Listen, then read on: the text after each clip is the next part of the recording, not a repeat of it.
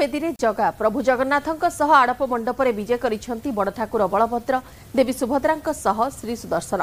गतकाली तीन रथरु श्रीजीव को गोटी पहंडी रे गुंडीचा मंदिर को अणा जाइथिला। आज ठाकुरଙ୍କ विभिन्न नीतिकांति समापन परे आड़प मंडपरु भक्तଙ୍କୁ दर्शन देबे महाप्रभु। एथिसह आज बाहरिबो प्रथम आड़प बढ़ा। भक्तଙ୍କ पई राति 9टा पर्यंत चलिबो साधारण दर्शन। यापर राति 9टारु 2टा पर्यंत महाप्रभुଙ୍କ बनक लागि नीति हेबो। एही समय रे साधारण दर्शन बंद रहिबो। भक्तଙ୍କ श्रृंखलित दर्शन पई सबु प्रकार व्यवस्था होइतिबा एसपी पिनाक मिश्र कहिसंती। आड़प मंडपरे विजय करिसंती चतुर्धा मूर्ति एवं आज आड़प अबढ़ा पाइबे भक्त। जन्मवेदी रे प्रभु जेतेबेले दंडायमान होइछन्ती, प्रभु जेतेबेले विराजमान करिसंती, जन्मवेदी रे तांको दर्शन करिबा पई हजार हजार भक्तंकर सुओ छुटिबो। एवं आज बनक लागि नीति अछि, सेति पई 4 घंटा सर्वसाधारण दर्शन बंद रहिबो। चतुर्धा मूर्ति को देखिबा पई जन्मवेदी रे हजार हजार भक्तंक समागम एवं प्रथम आड़प अबढ़ा पाइबा पई मध्य भक्तंक भितरे ढेर उत्कंठा। समस्त व्यवस्था को सुव्यवस्थित करिबा पई प्रशासन तरफ उद्यम करा जायछि। एसपी पिनाक मिश्र एने सूचना दैछन्ती जे समस्त व्यवस्था को श्रृंखलित करिया पई व्यवस्थित करा जायछि एवं अन्य पक्षरे प्रभुंकर नीतिकांति सरिबा परे महाप्रभुଙ୍କୁ भक्तमाने श्रृंखलित भाव में दर्शन करि पारिबे से नै मध्य समस्त व्यवस्था करा जायछि। आड़प मंडपरे विजय करिसंती महाप्रभु। आज जन्मवेदी रे भक्तଙ୍କୁ दर्शन देबे श्रीजीव। भक्त माने श्रृंखलित किपरि दर्शन करि पारिबे से नै प्रशासन व्यवस्था करिछि। ताछड़ा आज आड़प अबढ़ा बाहरिबो एवं आड़प अबढ़ा प्राप्ति हेले वैकुंठ प्राप्ति होइथाय बोली विश्वास अछि। आड़प अबढ़ा प्राप्त करिबा पई हजार हजार भक्तंकर समागम होइछि श्रीक्षेत्र धाम को।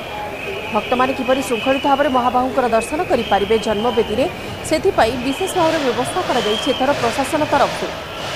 आउ किछि समय परे महाप्रभुଙ୍କ नीतिकांति सरिबा परे साधारण दर्शन आरंभ हेबो एवं बनक लागि नीति परे तापरे दिन में 4 घंटा बनक लागि नीति पई साधारण दर्शन बंद रहिबो।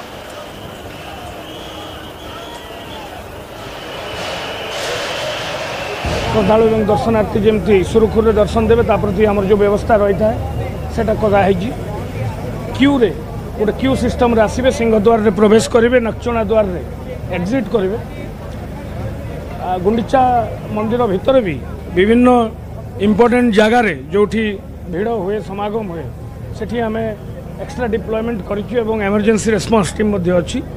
मु केवल एतिकी निवेदन करी आपण मानकर जरिया समस्त को जे आमको सहयोग करंतु, समस्ते भगवान को दर्शन पाइबे।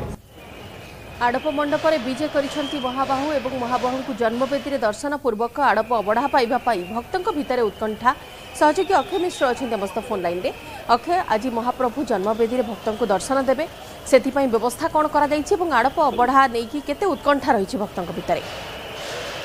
देखो गतकाली जेभली भाव में महाप्रभु को आड़प मंडप पहंडी विजय थिला एवं 7टारू आरंभ होइतिला पहंडी एवं ता जदि कहबा राति 10टा सुधा पहंडी प्राय शेष हो जाइतिला एवं पहंडी सरिबा परे दत्ता विग्रह को आड़प मंडप पर रुंदानी चलथिला एवं रुंदानी प्राय राति 2टारू 3टा पर्यंत रुंदानी प्रक्रिया चलिला एवं तापरे कोठ स्वांचा माने चारमाला पिटेले तापरे रत्न आड़प मंडप सिंहासन उपरे महासन कर भाव विधि कराइला। आज सकाळू महाप्रभुंकर दर्शन चली दर्शन पर महाप्रभुंकर अन्य नीति बढ़िबो। आज जहाँ व्यवस्था रही कि आज जेहेतु महाप्रभुंकर बनक लगी नीति एवं मध्याह्न धूप पर बनक लगी नीति करा किंतु प्रशासन पक्ष निष्पत्ति नि कि मध्याह्न धूप पर अर्थात राति 9टारू यही बनक लगी नीति करा राति 2टा पर्यंत।